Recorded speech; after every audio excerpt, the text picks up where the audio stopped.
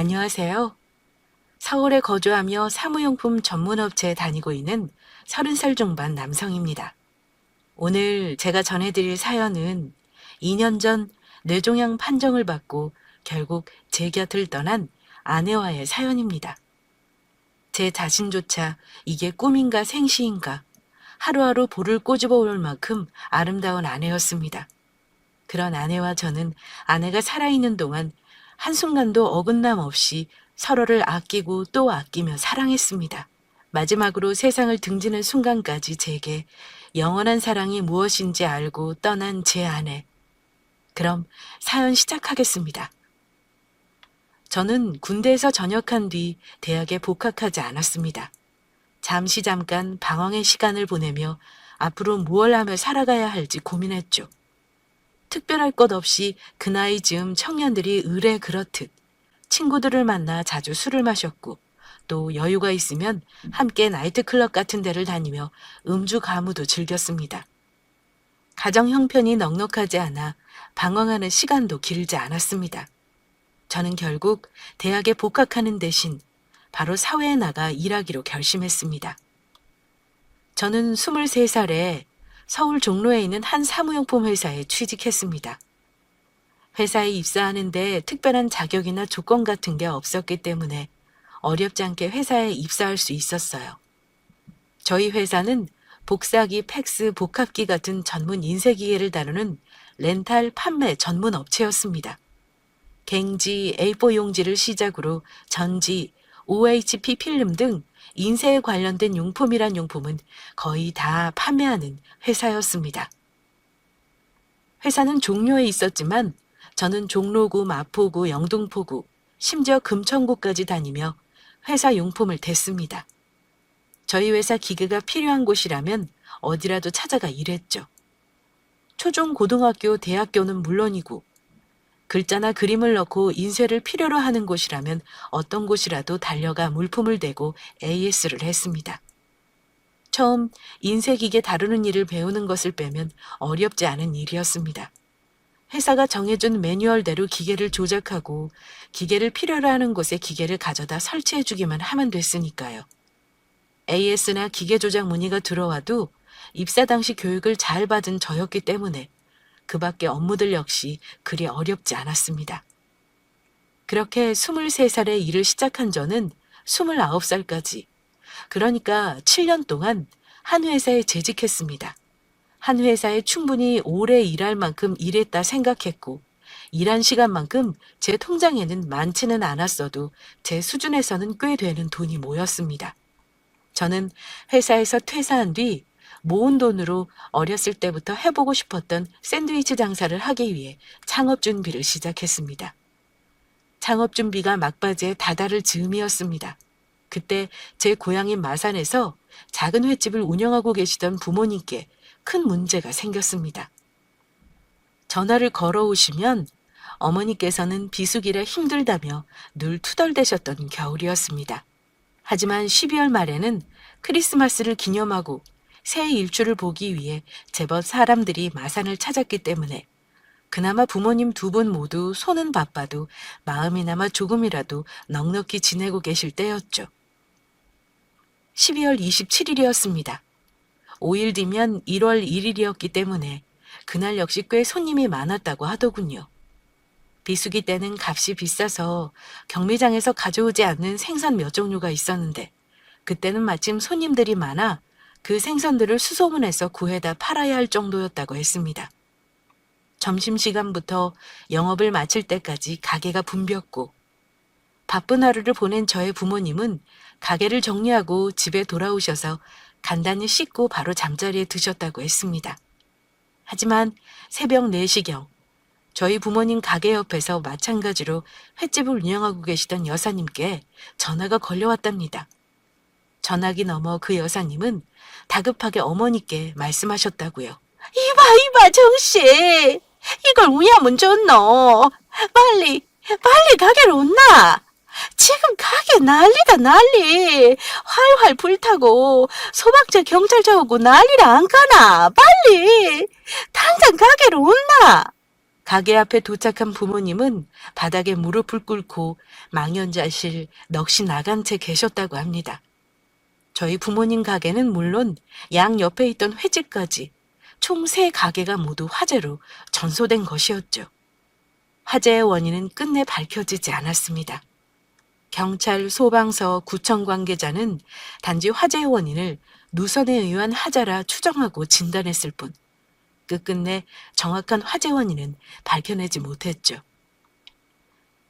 당시 불분명한 화재의 원인을 다행이라 여긴 게 잘한 건지는 지금도 사실 모르겠습니다.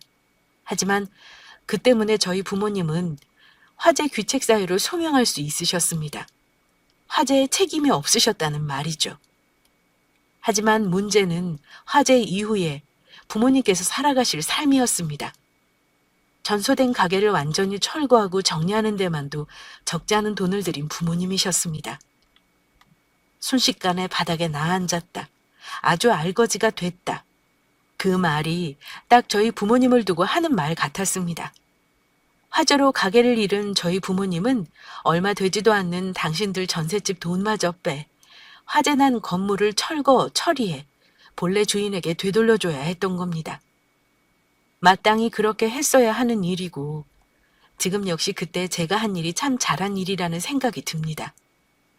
부모님께 새로 가게 하나 장만해 드릴 돈은 안 됐지만 부모님께서 편히 기거하실 전셋집은 다시 구해드릴 수 있는 돈을 갖고 있던 저였습니다. 부모님께 창원에 전셋집 하나 얻어드리고 보니 제 수중에는 다시 얼마 되지 않는 돈이 남게 됐죠. 회사에서 퇴사한 뒤 저는 하루하루를 희망에 부풀어 지냈습니다. 하지만 부모님 가게가 전소되는 사건이 터지면서 제 꿈에 메울 수 없는 커다란 구멍이 생겨버렸죠. 그렇다고 부모님을 원망할 수 있는 것도 아니었습니다.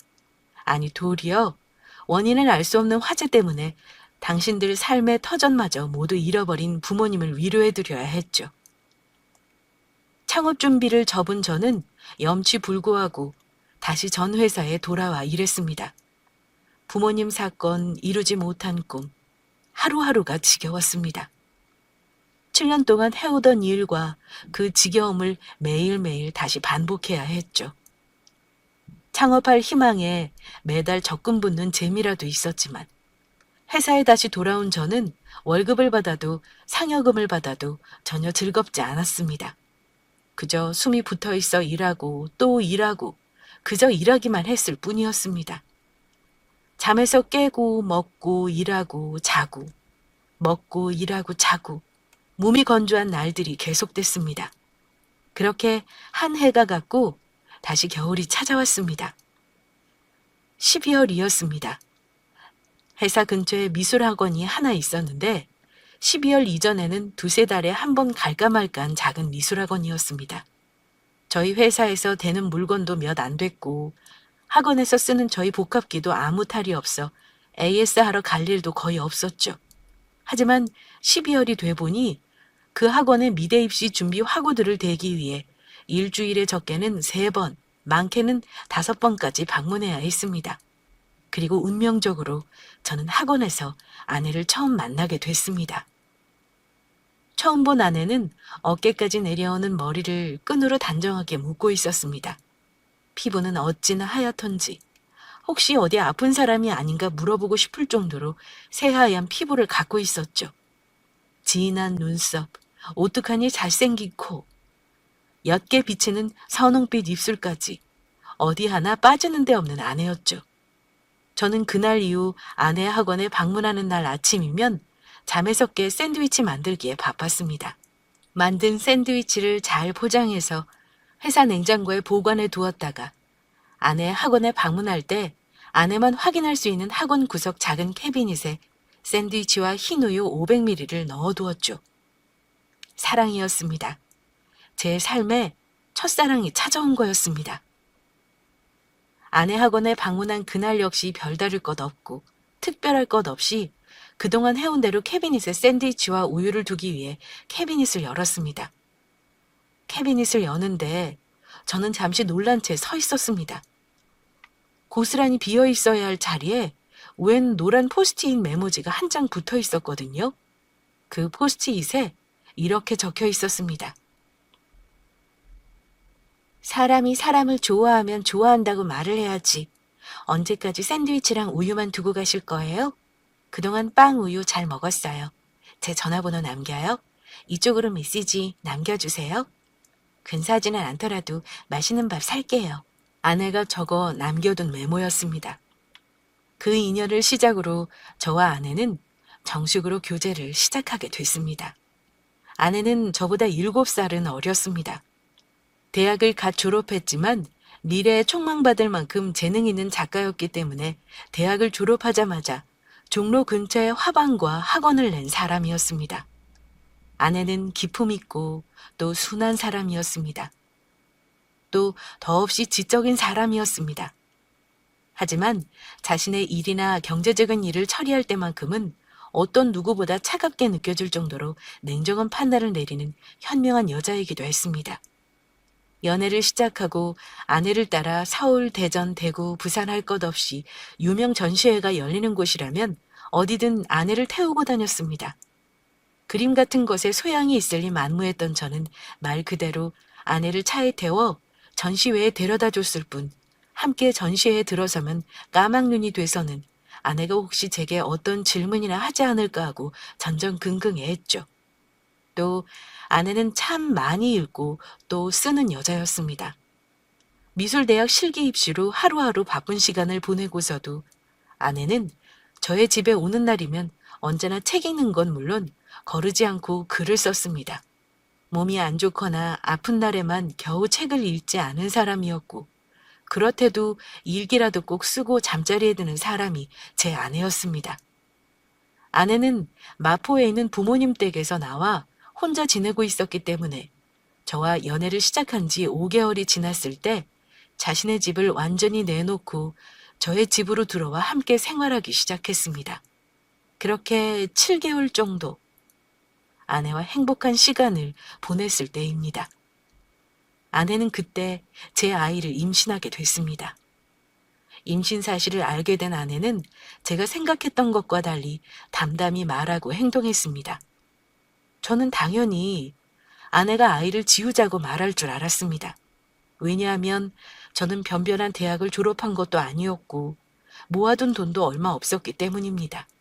그나마 아내에게 열등감과 자격지심을 갖지 않을 수 있었던 게 한 가지 있었다면 7년 넘게 한 회사에 재직했다는 사실뿐이었죠.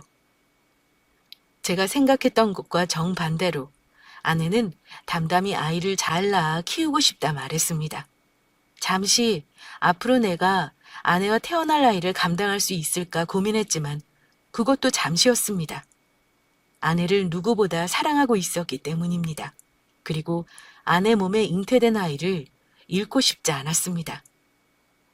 결혼 허락을 받기 위해 아내의 집에 방문한 날이었습니다. 아내는 중산층 가정에서 태어나 서울 유명 대학에서 서양화를 전공한 여자였습니다. 장인 장모 두 분 역시 교육받으신 분들이셨고 각자 국공립 초등학교에서 교감 교장 선생님으로 일하고 계셨어요. 그 사실을 앞서 알고 있던 저는 장인 장모님 댁에 들어가기도 전에 푹 하고 고개를 숙이고 아내와 집 앞에 우두커니 서 있었습니다. 괜찮아. 우리 엄마 아빠 보는 게 뭔 큰일이라고. 바보. 얼른 와. 그런 게 유전될 리는 없겠지만 장인 장모 되실 분들 역시 아내와 마찬가지로 체신 있고 기품이 있으신 분들이었습니다. 장모님 얼굴을 보고 있으면 왠지 모를 주눅이 저절로 들 정도로 특히 장모님은 고상하고 우아하신 분이셨습니다. 장인 장모 댁에 방문해 거실 소파에 앉은 지 채 30분도 지나지 않아 두 분 모두 결혼을 허락할 수 없다 말씀하셨습니다. 제 직업이며 나이, 현재 보유하고 있는 재산 등등. 당연히 장인 장모 두 분 모두 결혼을 수락할 리 없으셨죠. 당연히 그렇게 될 거라 생각하고 있던 저는 장인 장모님 말씀을 듣고 나서 오히려 마음이 편안해졌죠. 거두절미하고 간단히 말하겠네. 윤지랑 헤어지게. 나는 자네에게 더 보태고 싶은 말이 없어. 알아서 자네 스스로 윤지와 헤어져 주게. 아빠, 지금 무슨 말씀하시는 거예요? 아무리 아빠라지만 어떻게 이렇게 사람한테 함부로 해요? 엄마, 아빠 두 분 앞에서만 모욕 주면 됐지 왜 내 앞에서조차 이 사람 모욕감 들게 하냐고요. 정말 나빠요. 조용히 못해? 너 지금 제정신이야? 소리 소문 없이 지낸다고 갑자기 찾아와서는 뭐라고? 결혼을 허락해달라고? 아이 낳고 이 사람이랑 살려거든 네 집, 학원. 네가 학원에서 번 돈 전부 다 토해내고 당장 나가라. 그렇게 교육대학 진학해서 평범한 선생 되길 바랬건만 무슨 그림을 그린다고. 그나마 딸 하나 있는 거 내가 지금 이 꼴 보자고 너 대학 졸업시킨 줄 아냐? 당장 이 집에서 나가! 저와 아내는 쫓겨나다시피 해 장인 장모님 집을 나섰습니다.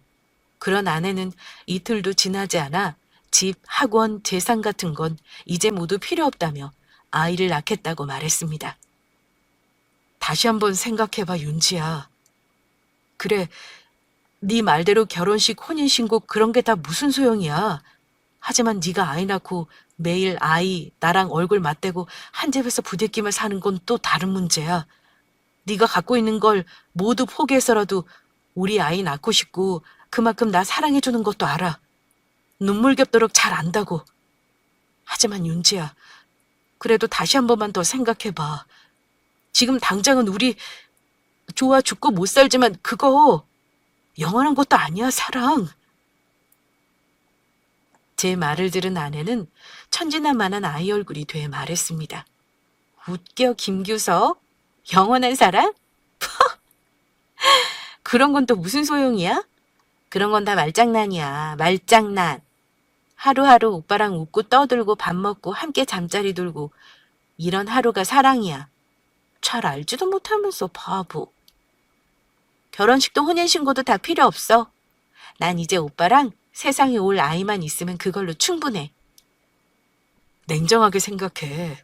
너 오빠 얼마나 벌고 있고 또 앞으로 우리 태어날 아이 위해서 오빠가 얼마나 돈 쓸 수 있고 모을 수 있는지 너도 잘 알고 있잖아.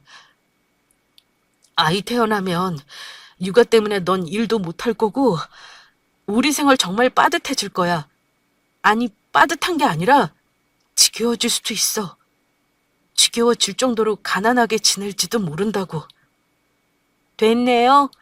가난 같은 거 생각했으면 내가 지금 당신 아이 임신해서 이렇게 당신 옆에 붙어 있겠어? 그래. 오빠 말대로 직접 겪어봐야 알겠지. 그 가난이란 거. 얼마나 사람을 지치게 하고 사는 게 지겨워지도록 만드는지 겪어봐야 알겠지? 근데 난 우리가 가난하게 지낼 거라 생각하지 않아. 내가 아는 오빠는 어떤 누구보다 성실한 남자고 선한 사람이야.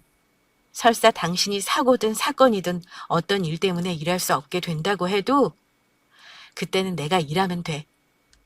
이래봬도 나 진짜 한때 진짜 잘 나가던 신진 작가였거든? 윤지야, 사랑만으로는. 제 말을 끄는 아내는 이어 말했습니다. 학력, 직업, 재산 그런 거 생각했으면 당신 만나지도 않았어. 임신한 사실 당신한테 말하지도 않았을 거고 사랑이면 돼. 내가 아까 말한 사랑. 함께 웃고 떠들고 함께 맛있는 거 먹고 따뜻한 잠자리에 나, 아이, 당신 이렇게 우리 셋이 오붓하게 잠자리에 드는 거. 우리 사랑으로 내 몸에 이 세상에 온 아이야. 꼭 환한 세상 보여줄 거야. 그게 내 몫이고 사랑이야. 그렇게 저희 첫째 아이 원희가 태어났습니다. 만 달을 채우지 못하고 태어난 원희였지만 다행히 큰 문제 없이 잘 자라주었습니다. 다른 임산부들처럼 산후조리원에서 한 몇 주, 한 달 정도 산후조리를 받아야 하는 아내였지만 아내는 출산 뒤 딱 3일 산후조리원에서 지내다 초란 저의 집으로 돌아와 원희와 함께 생활하기 시작했습니다. 원희를 양육하는데 적지 않은 돈이 들었습니다. 기본적으로 필요한 분유, 기저귀 값은 물론이고 예방접종, 선천성 천식 치료를 위해 드는 비용이 만만치 않았습니다. 회사에 다니니 당연히 월급을 받았지만 생활비, 원희 양육비를 대는 데만 해도 벅찼던 여력이 없기도 했습니다. 그렇게 심신이 지치는 와중에도 집에 돌아와 제가 단 한 차례의 짜증, 칭얼거림 없이 기쁜 마음으로 원희를 돌볼 수 있었던 건 모두 아내 때문이었습니다. 아내는 산후조리원에서 돌아와 원희와 함께 생활하며 단 한순간도 웃음을 잃지 않으려고 노력했거든요. 모든 아이의 엄마 아빠가 그렇듯 잠들만 하면 깨고 잠들만 하면 깨고 하는 아이. 몸져 눕고 싶을 정도로 피곤할 때 딱 때를 맞춰 배변하는 원희. 선천성 천식으로 원희가 고통스러워하는 모습을 보일 때조차 아내는 맑게 웃었습니다. 까르르 까꿍. 오구오구 우리 원희. 원희가 숨이 잘 안 쉬어지는구나. 보자 보자. 까르르 까꿍. 아내는 처음 만난 순간부터 원희가 태어날 때까지 참 짧지 않은 시간 동안 아내가 보여준 마음과 사랑, 헌신은 제 마음속에 존경과 사랑이라는 두 낱말을 아로새겨 각인시켜 주었습니다. 원희 돌이 얼마 안 남았을 즈음 아내는 둘째 아이 은별이를 임신했습니다.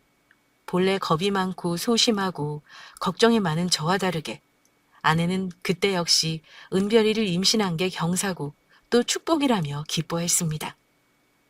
그런 아내의 지극정성인 사랑을 받으며 조금씩 제 성격도 변해갔습니다. 어떤 일이 생기면 걱정부터 하는 게 저였습니다. 하지만 아내가 둘째 은별이를 임신한 뒤로 옳다고 생각되는 일이 있으면 앞뒤 계산하지 않고 그래 해보자 하게 된 저였죠. 1년 동안 원희를 돌본 경험 때문에 저도 아내도 태어난 은별이를 돌보는데 큰 어려움은 없었습니다. 하지만 함께 밥 먹을 식구 입 하나 늘었다는 게 얼마나 큰 부담이던지요. 적은 벌이는 아니었지만 그렇다고 큰 벌이가 아닌 일을 하고 있던 저였기 때문에 원희, 은별이, 아내와 내가 지낼 생활비를 대는데 조금씩 한계가 오기 시작했습니다. 정말 그러면 안 됐지만 생활자금으로 아내 몰래 대출을 알아보던 때였습니다. 침실에서 제 핸드폰을 풀어 제 핸드폰으로 게임을 하던 아내가 우연히 한 포털 사이트에서 제가 대출을 알아보고 있다는 사실을 알게 된 날이었습니다. 당신, 대출하기만 해봐. 나 당신이랑 이야기 안 할 거야. 얼굴도 안 볼 거고 같이 밥도 안 먹을 거야. 원희, 은별이 손도 못 대게 할 거야. 아니, 자기야, 당신도 잘 알잖아. 이제 많이 붙이는 거 잠깐 몇백만 원이라도 융통해서 써야 원희도 별이도 당신이랑 나도 좀 사람답게 살지. 됐네요. 대출하기만 해봐 진짜. 당신 나 미대 차석 졸업한 거 알아 몰라. 나 이미운지야. 미래가 촉망되던 신인 작가였다고. 틈틈이 시간 날 때마다 여기저기서 일 받아서 디자인이든 그림을 그리든 조금씩 조금씩 하면 돼. 많이 보태면 안 되겠지만 그래도 지금보다 훨씬 나아질 거야. 당신 마음 잘 알아. 근데 내 말대로 해. 그런 거 한번 시작하면 끝도 없어. 빌리고 갚고 빌리고 갚고 그런 거지 같은 경험 당신이 하게 하고 싶지 않아. 자기야, 우리 조금 어려워도 이 시간 잘 흘려보내자. 응? 알았지 자기야? 아내의 말을 들은 저는 아내를 안고 눈물을 흘리지 않을 수 없었습니다. 도대체 어디서 이렇게 좋고 또 좋기만 한 여자가 제 아내가 된 건지 감사하고 감사한 마음에 눈물을 흘리지 않을 수 없었던 거죠. 지고지순한 아내의 사랑, 부족함 없는 크고 큰 사랑. 누군가 그 사랑을 시샘했던 것일까요? 아내는 은별이가 태어나고 3개월쯤 지나 종종 제게 두통을 호소하기 시작했습니다. 요즘 왜 이렇지? 나 월경하려면 아직 한참 남았는데 감기 기운도 없고 요즘 거의 맨날 가끔씩 못 견딜 정도로 새벽에 머리가 아파. 자고 일어났어도 계속 아프고 어쩔 때는 갑자기 너무 추워져서 사시나무 떨도 떨 때도 있다니까? 야, 바보야. 그럼 진즉에 병원에 갔어야지. 으이그 바보. 오늘 목요일이니까 내일 당장 월차 쓰는 건 좀 그렇고 월요일에 월차 낼게. 같이 꼭 병원 가보자. 웬만하면 그냥 참고 말겠는데 이번에는 병원 가봐야 될 것 같아. 요즘 바로 코앞에 있는 것도 잘 안 보일 때가 있다니까? 어지간해서는 어디 한번 아프다 말한 적 없던 아내였습니다. 그렇게 제게 솔직하게 두통을 호소할 정도로 아내는 상태가 좋지 않아 보였습니다. 저는 아내 상태가 심각하다고 느껴 근처에 있는 대학병원에 가려 했지만 아내는 먼저 동네에 있는 신경외과부터 가자고 제게 말했습니다. 형편이 좋지 않아 검사 비용이 부담될 것 같다는 이유에서였습니다. 신경외과에 방문해 의사의 간단한 검진을 받는데 의사의 표정이 좋지 않았습니다. 아내는 자신이 앓고 있던 통증을 하나하나 의사에게 말하기 시작했습니다. 아내의 이야기를 모두 들은 의사는 진료실 안에 있는 침상에 아내를 눕게 했고 두 손으로 아내의 머리 이곳저곳을 눌러보며 여기 아프세요? 여기는 어떠세요? 질문했습니다. 또 아내의 얼굴 이곳저곳을 눌러보며 여기 느낌 있으세요? 여기는요? 하며 질문했습니다. 아예 아내를 침상에 일으켜 세운 의사는 이번에는 서 있는 아내에게 옆으로 두 팔을 뻗게 하고 앞으로 나란히 자세를 만들게 해 오른손 힘줘 보세요. 왼손 힘줘 보세요. 자, 있는 힘껏 제 손바닥 밀어보세요. 말했습니다.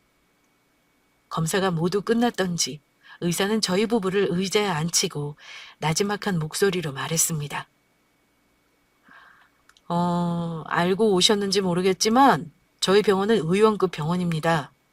신경외과지만 당장 아내분이 앓고 계신 두통 정밀하게 검사할 수 있는 장비가 준비되어 있지 않아요. 아내분 증상으로 봐서는 간단한 두통 문제가 아닌 것 같습니다. 병원 나가셔서 사거리 조금 지나면 대학병원 있는 거 아시죠? 그 병원에 가셔서 정밀검사 받아보셔야 할 것 같습니다. 선생님, 우리 아내 대학병원 가서 검사 받아야 될 만큼 상태가 안 좋은 건가요? 네, 좋지 않아요. 대학병원 가셔서 소변검사, 피검사부터 시작해서 CT 촬영, MRI 검사까지 받아보셔야 아내분 정확한 병명 알 수 있을 것 같습니다. 아내분께서 지금 호소하고 계신 머리 통증이나 다른 부위 통증이 그리 간단한 문제가 아니에요. 아내분 팔이나 손바닥에 들어가는 힘에도 여러모로 문제가 있고 갑자기 안 좋아진 시력도 문제가 있습니다. 오늘 당장 검사가 어렵다면 내일이라도 꼭 대학병원에 방문하셔서 검사 받아보셔야 합니다. 저희 부부는 병원을 나와 곧장 대학병원으로 향했지만 그날은 검사를 받을 수 없었습니다. 아내가 금식을 하지 않는 상태였기 때문입니다. 그날 밤 회사 부장님께 전화를 드려 하루 더 월차를 내겠다고 말하고 다음 날 아내와 다시 병원에 방문했습니다. 저희 부부는 병원 의사를 만나 간단히 이야기를 나눴고 전날 방문한 의원에서 써준 진료 소견서에 따라 CT와 MRI 검사부터 시작하게 됐습니다. 검사 결과 아내의 병명은 뇌종양이었습니다. 정확히 말하면 악성도가 가장 높은 교모 세포종 뇌종양이었습니다.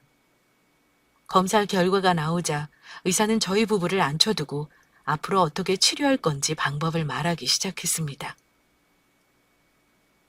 죄송합니다만 아내분께서 시간이 얼마 남지 않았다는 말씀부터 드려야 할 것 같습니다. 미세 뇌수술이나 정의 뇌수술 같은 정밀 수술이 별 의미 없을 만큼 아내분 종양이 커져 있는 상태입니다. 또 종양 주변으로 암 퍼진 상태라서 천막 상부와 하부, 좌방구와 우방구 사이사이까지 암이 전이되어 있는 상태입니다. 방법은 두 가지입니다. 먼저 상태 악화를 최소화할 수 있도록 병원에 입원하셔서 방사선 치료와 항암 치료를 받으시는 방법이 있습니다. 또 한 가지는 정말 죄송한 말씀입니다만 역시 상태 악화를 최소화할 수 있는 약을 처방받아 복용하시면서 일상을 돌아가 마지막을 준비하시는 겁니다. 소견상 시간이 얼마 남지 않았습니다. 유감스럽지만 3개월이 채 안 될 겁니다. 이렇게밖에 말씀드리지 못해 정말 죄송합니다. 저는 오랜 설득 끝에 겨우겨우 아내를 병원에 입원시킬 수 있었습니다. 아내가 건 전화를 통해 아내가 뇌종양에 걸렸다는 사실을 전해들은 장인 장모님은 곧장 병원으로 달려오셨습니다. 제가 자리를 비운 사이 장인 장모님은 병실에서 아내와 1시간 가까이 이야기를 나누셨습니다.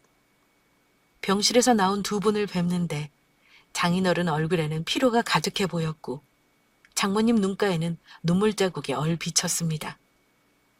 댁으로 돌아가시기 전 장인 어르신은 제게 말씀하셨습니다. 내 더 할 말 없네. 윤지가 저 지경 되도록 다 헛배우고 헛인생 산 나랑 아내 때문에 윤지가 저렇게 됐어.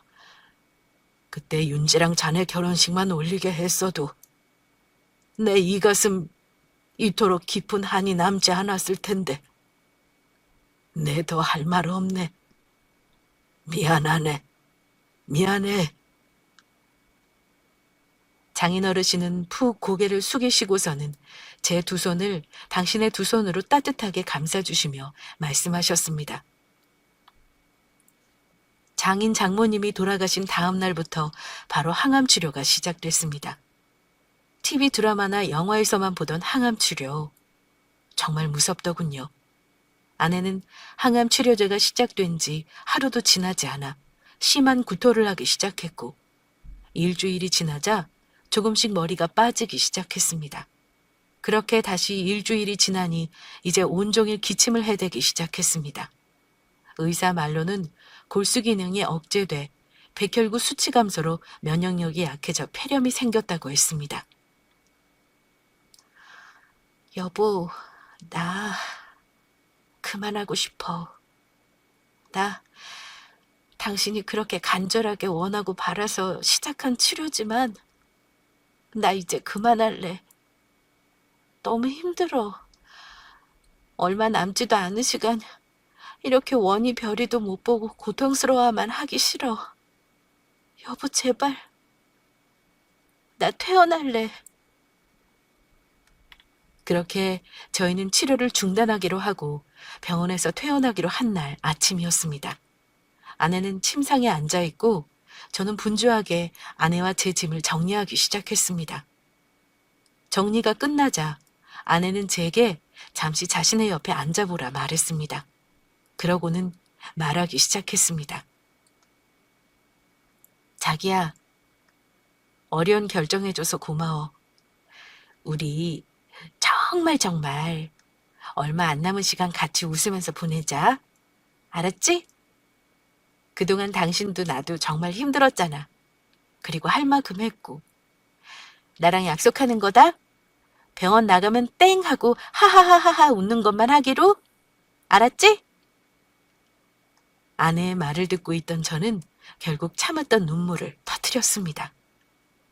에? 바보. 청개구리야 뭐야. 웃자고 하니까 울고. 자기야, 괜찮아. 정말 다 괜찮아. 우리 여기까지 함께였고 또 앞으로도 내가 눈 감고서도 함께 할 거야. 영원히 함께 할 거라고. 당신 마음에 내가 살아 숨쉬는 한 나 죽은 거 아니야. 영원히 살아있을 거야. 울보 뚝. 병원에서 퇴원해 짐을 집에 부려두고 가장 먼저 원희와 별이를 맡겨둔 창원 부모님 댁으로 향했습니다. 창원에서 하룻밤을 보낸 저희는 평소 아내가 보고 싶어 하던 바다를 보러 다니기 시작했습니다. 저희는 창원을 시작으로 부산을 지나 울산을 지나 포항바다에 이르렀죠. 저는 아내와 약속했던 것처럼 며칠 바다 여행을 하며 웃음을 되찾았습니다. 아내에게 시간이 얼마 남지 않았다는 사실을 잊을 만큼 저희 부부는 다정하고 또 다감하게 지냈죠. 저희 부부는 함께 밥을 먹으며 김치 한쪽, 깻잎 한 입이라도 서로의 밥숟갈을 얹어주었고 그 마음조차 모자라다는 생각이 들 때면 저든 아내든 누가 먼저라 할 것 없이 서로 얼굴을 마주하고 가볍게 입을 맞추기도 했습니다. 누가 쳐다보든 말이죠. 포항 송도 해수욕장 근처에서 함께 아침 식사를 마치고 나온 저희는 차에 올라 다음 목적지인 영덕에 가기 위해 차에 올랐습니다. 차에 시동을 걸고 국도에 접어든 지 20분 정도 지나서였습니다. 자기야, 나 밥 먹어서 그런지 너무 졸려. 나 조금만 잘게.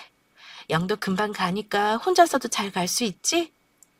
도착하면 깨워줘. 알았지? 길이 험해 앞을 보며 차를 몰고 한참 달리다 보니 아내가 잠든 사실도 잊고 있었습니다. 영덕에 도착할 즈음 아내에게 말했습니다. 자기야, 다 왔다. 자, 일어나자, 여보. 자기야, 영덕 다 왔대도. 이제 일어나야지. 저는 차를 몰며 오른손을 들어 검지와 중지를 모아 아내의 코 아래 가져다 댔습니다.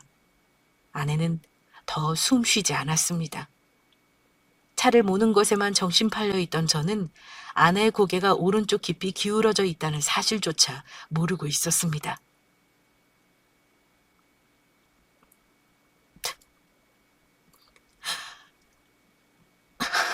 뭐가 그렇게 바쁘다고 그렇게 가냐? 멍청이. 우리 애기 잘 자라고 자장가라도 좀 불러줄 걸. 바보 같은 놈. 한심한 놈. 그깟 운전이 뭐라고. 한번 눈가를 비집고 터져나온 눈물은 멈출 줄 몰랐습니다. 어디로 향하고 있는지, 어디로 가야 하는지 그런 것 따위 알고 싶지 않았습니다. 울며 또 울며 그저 길이 난 대로 차를 몰고 달렸습니다. 한참을 내달리다 한적한 국도 갓길에 차를 댄 저는 마음을 가라앉히기 위해 심호흡을 했습니다. 그러고 핸드폰을 열어 장인 장모님께 전화를 걸었습니다. 아내의 장례식장에는 많은 사람들이 찾아와 줬습니다. 제 지인들은 많지 않았지만 아내의 대학 선후배, 교수들, 아내가 잠시 가르쳤던 많은 제자들이 장례식장에 와줬습니다. 웃기도 또 울기도 하면서 서로를 위로해주고 덕담도 주고받으며 먼저 떠난 아내를 추모해줬습니다. 그렇게 장례를 마치고 일상으로 돌아온 저는 부모님께 다시 원유와 별이를 맡기고 마음을 정리하기 위해 며칠 강릉에 가 있기로 했습니다. 강릉에 도착해서 저는 숙소를 잡고 침대에 누웠습니다. 막상 침대에 누우니 아내가 죽었다는 사실이 아무렇지 않게 느껴졌습니다. 실감나지 않았습니다. 아내를 떠나보내느라 쏟았던 그동안의 눈물이 허무하게 느껴질 정도였습니다.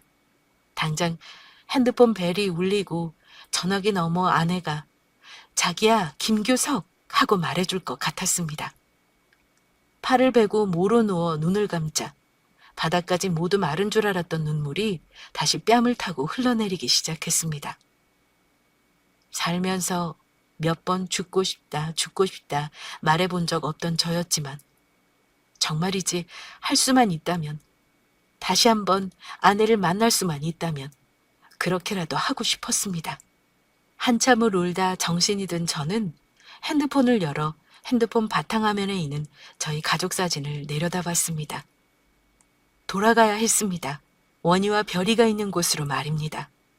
아내의 말대로 저희 사랑으로 세상에 방문해준 두 아이 손을 잡아주기 위해 품에 따뜻하게 품어주기 위해 돌아가야 했습니다. 그렇게 아내를 보내고 1년 그리고 보름이 지난 어느 날이었습니다.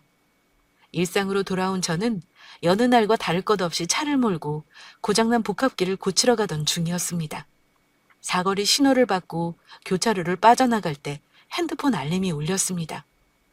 광고 알림이라고 생각했던 저는 알림을 무시하고 복합기 AS를 받기로 한 초등학교에 도착했습니다. 차에서 내리기 전 핸드폰을 열어 알림을 확인했습니다. 알림은 광고 알림이 아니었습니다. 제가 잘 사용하지 않던 한 포털 사이트의 메일 수신 알림이었습니다. 이것도 뭐 광고 메일이겠지? 하고 별 생각 없이 메일함을 열어본 저는 그 자리에서 얼어붙고 말았습니다. 메일을 보낸 사람이 다름 아닌 1년 전 세상을 떠난 제 아내였기 때문입니다. 아내는 세상을 떠나기 전 제게 예약 메일을 보내둔 것이었습니다. 안녕, 내 사랑 김규석. 안녕, 나 윤지. 이 메일 받을 즈음이면 이제 우리 원희가 2살, 별이가 1살 됐을 때겠다. 당신은 변함없이 우리 애들 좋은 건, 맛있는 건, 예쁜 것 해준다고 열심히 일하고 있겠고? 여보, 많이 힘들었지? 내가 아프기 시작할 때부터 내가 병원에 입원해 있는 동안 세상은 아니지만 이렇게 당신 마음에 들어와 있기까지 참 오랜 시간 당신 많이 힘들었다는 거 알아. 그래서 내가 당신에게 해줄 수 있는 말은 고맙다는 말, 사랑한다는 말뿐이야. 미안하다고 몇천 번이고 말하고 싶지만 그러지 않을 거야. 자기야, 부탁할게. 우리 원희 별이 훌륭한 어른으로 클 때까지 꼭 늘 옆에 있어줘야 돼. 알겠지? 그때가 되면 내가 당신에게 사과할게. 당신 스스로 너무 많은 짐을 지게 해서 미안했다고. 정말, 정말 너무 미안했다고. 학교에 도착하기로 한 시간을 지나 2시간을 차 안에서 흘려보내고야 겨우 학교에 들어가 일할 수 있었습니다. 터진 눈물을 흘려보내야 하는데 떠난 아내를 그리워하는데 더 많은 시간이 필요했지만 어쩔 수 없이 저는 눈물을 그치고 일하기로 한 학교로 향했습니다. 2년, 3년, 그리고 4년, 지금까지 아내는 저와 아내 이야기, 원희 별이 이야기를 담아 매년 생일 선물처럼 제게 메일을 보내고 있습니다. 아내가 보낸 메일을 읽을 때면 몸서리 치도록 아내가 그리워지고 숨쉬지 못할 정도로 숨이 컥컥 막혀옵니다. 하지만 그게 언제까지라도 아내가 손수 적어준 편지를 받고 싶습니다. 5년, 6년, 7년, 얼마나 시간이 지났든 말입니다. 한없이 다정다감했고 따뜻했고 인간적이었던 여자. 그래서 사랑 말고는 해줄 수 있는 게 없었던 사람. 사랑하는 제 아내. 긴 사연 들어주신 청취자분들에게 감사 말씀 올리며 줄이겠습니다. 함께하고 계신 사랑과 늘 행복한 나날 보내십시오. 감사합니다.